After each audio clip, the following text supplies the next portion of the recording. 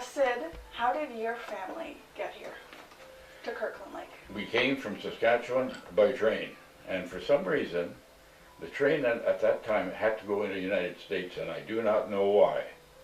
But then before we went in, any food that we had to be left in Canada. And I think that's the same today.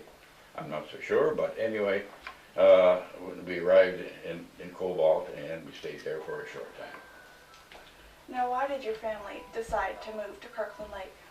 We had to leave the farm. My parents had to walk away from the farm.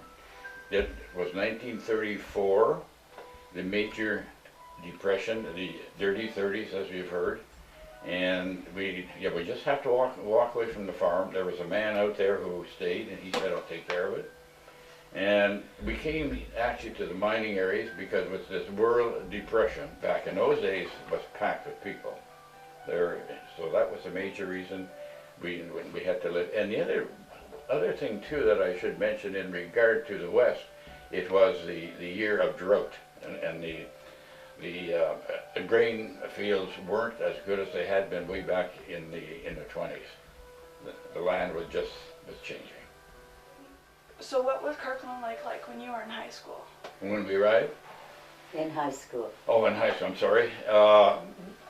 Yeah, it was a booming place when I was in high school. I was in high school in 1943. Experience of going in from one world actually to another. The school was big. The town itself was active. The main drag was a main drag that I could basically see in my mind in the States, like places like Las Vegas or Hollywood or New York. Lighting was all over the place. We had stores galore.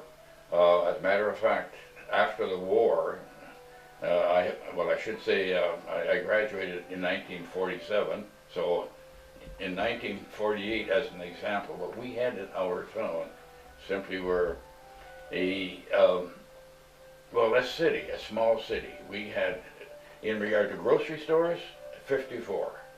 And these stores had all the basic foods. In regard to drugstores, we had 12. And hardware stores, we had 7.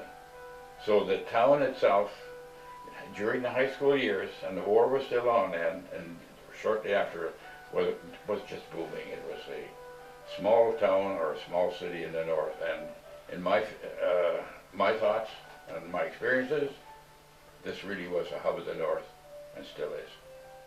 So then, what is your favorite memory of Kirkland Lake? My favorite memory of Kirkland Lake, I'm going to backtrack way back to 1937. 1937 was a coronation, King George VI. And our town had a huge parade. And at night, where our high school, KLCVI, was, they had fireworks. And at the end of the fireworks, up in the air, they had the outline of the heads of the Queen and the King, and that was fabulous. And there was a roar in the crowd. I was 7 years old, so going on 8, I would think that, and I still remember that. So you mentioned working at KLCVI. What was it like working at KLCVI, and what field were you in? When I was teaching, referring to? Yes. That started in 1957. January the 3rd, 1957. I was home actually for Christmas, 1956, and I heard that the electrical job at high school at KLCVI was open. And the teacher, Mr. Sims, he was my teacher, and he was ill. He had to leave.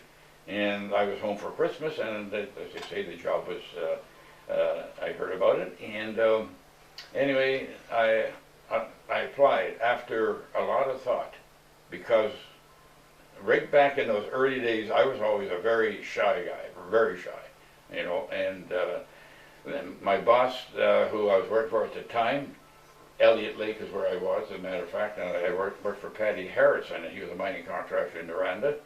And I was in charge of the electrical work at Canmet Mines, which was a huge mine there in Elliott Lake. So I came home and I said to my boss, I think I might want to go into teaching. And the first thing he said, I've never forgotten it, he said, "You're a shy person, you've got to open up. Either it's going to be me or the kids are going to be in control." I said, "Well, it won't be the kids, it'll be myself." So anyway, here I am. I went into teaching and I enjoyed it. And there were things that I hadn't had in regard to the teacher's role, really, because I came in from industry, went right in, so I taught until June.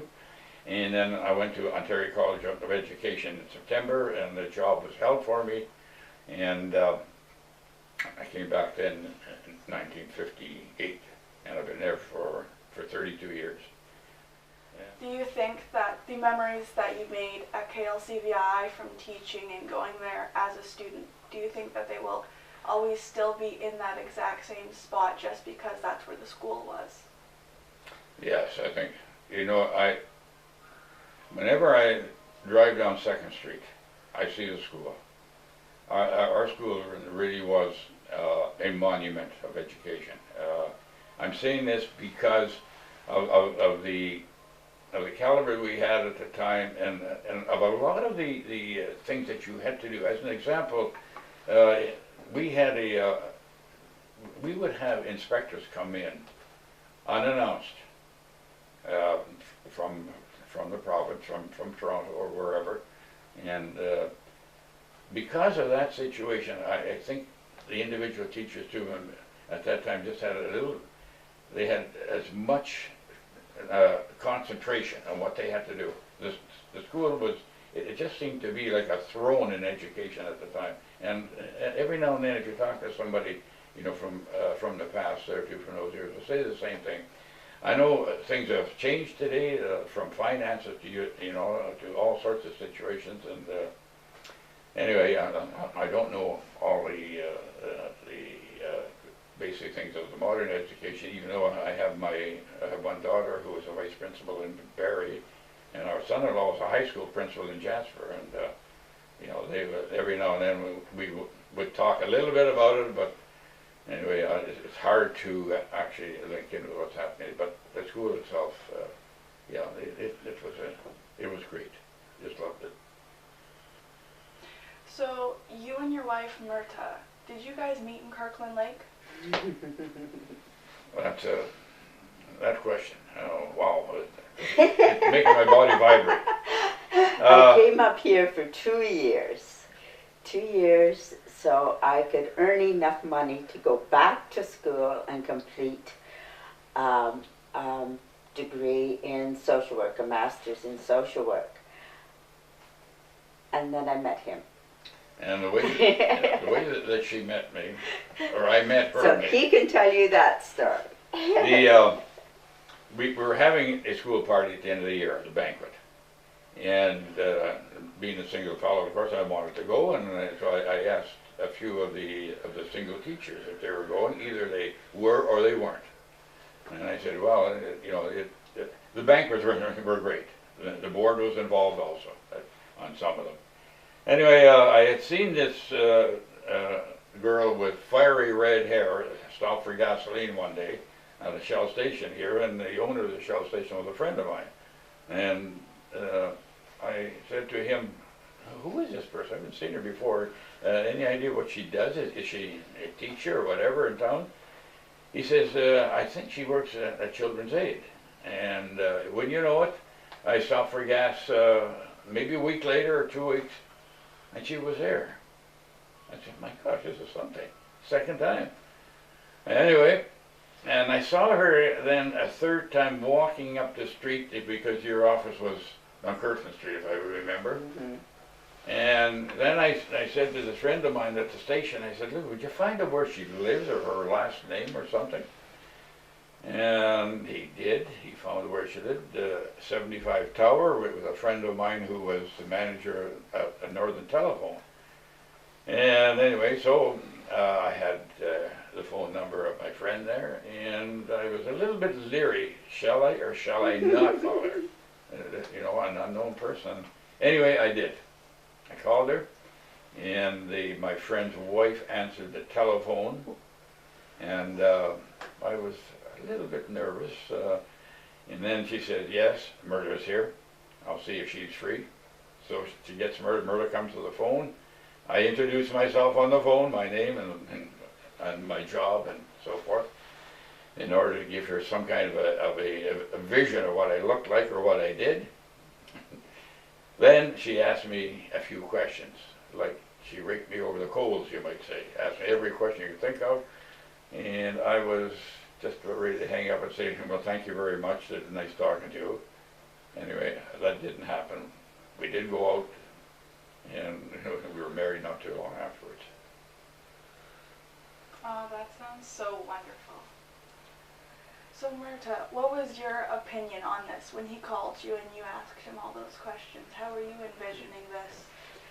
Well, because I was a social worker, I was concerned about who exactly this gentleman was. And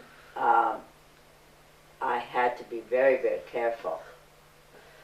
So I found out that he had dated someone who was a friend of mine and allowed him to go out with me if we went on a double date with friends.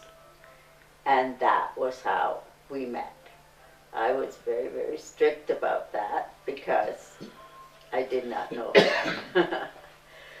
But by our third date, I realized that we were both mature enough, we had been through enough in our lives that we knew what we wanted, and what we wanted was each other. We meshed in so many areas of thinking and of attitude, and we both have a real interest in music, different forms, different genres of music, but we just clicked. And that was it. So you've lived in Kirkland Lake for quite some years now, and over time you've watched the town grow and change. So from your perspective, how do you think this town will change in the course of the next 50 years on Canada's 200th birthday? I think our town is starting to blossom again and move. As I understand now, our local mine here is going to put another shaft in, and I think one of the other mines also is doing one on the outskirts.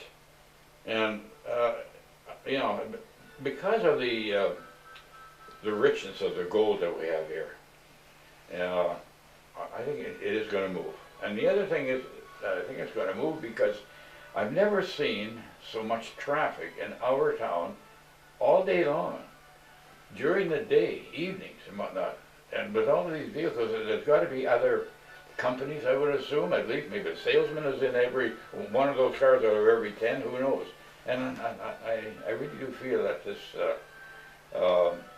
outlook that I'm looking at in regard to the amount of people, amount of cars, and what's happening in the mines, I think it's going to move yet. I just cannot see this town of Kirk Lake dying. I keep feeling that there's more areas for more mines, and here again, it all depends on the price of gold. If the price of gold goes up, then it's probably going to be another mine opening somewhere. But the area has always been rich in gold. As I said earlier, Lakeshore had the highest grade of ore way back in those earlier days, and right now I'm not right up with it, with what's happening exactly, but I'm sure it's not far from it, being the high grade. So that concludes all of my questions for this interview. Sid, do you have anything that you would like to add to this interview?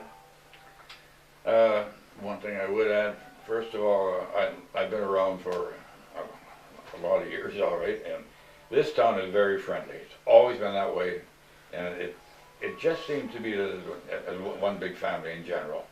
And maybe because I was in education for years there, and there's individuals who speak to me, I don't even know who they are. They were the parents of some of my students, and I would think, but I just find that the town is very friendly, and I like the atmosphere here. We're at a point where I know it's cold all right, but it's cold all over pretty well.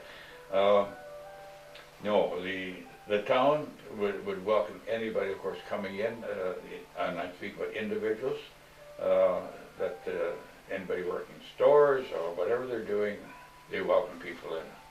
And yeah, I think our town is really going to move. Wow. Well, thank you, both of you, for your time for this interview. And it was nice to meet and see both of you. You're very welcome. Very welcome.